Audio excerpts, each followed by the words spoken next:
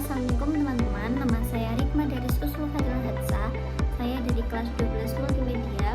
Di sini saya akan menjelaskan tentang materi teks anekdot yang ada pada pelajaran bahasa Jawa di kelas 12.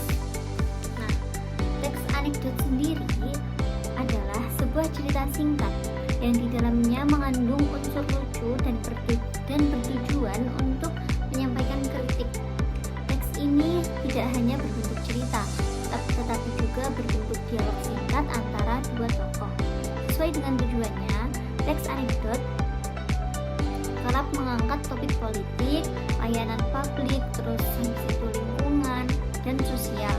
Selain dibalut dengan unsur humoris, teks anekdot juga memuat pesan moral, amanat, atau kebenaran secara umum dan kritiknya. Pengertian anekdot bahasa Jawa tidak hanya terpaku pada suatu bahasa. Teks anekdot juga dapat disajikan dalam bahasa lain. Salah satunya adalah anekdot bahasa Jawa.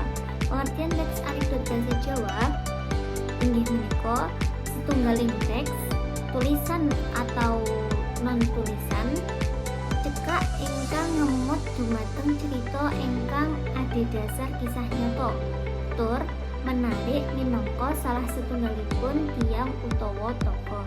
Maksudnya, teks anekdot bahasa Jawa merupakan sebuah teks, lisan ataupun tulisan singkat, lisan ataupun tulisan yang singkat berupa cerita tentang kisah nyata yang menarik dari seseorang atau tokoh terkenal dan dikemas dalam bahasa Jawa.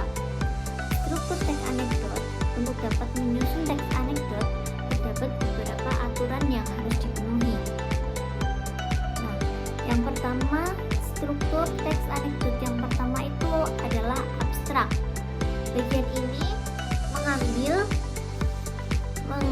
Bagian ini menggambarkan isi teks anekdot secara umum dengan tujuan agar si pembaca dapat menggambarkan ilustrasi cerita.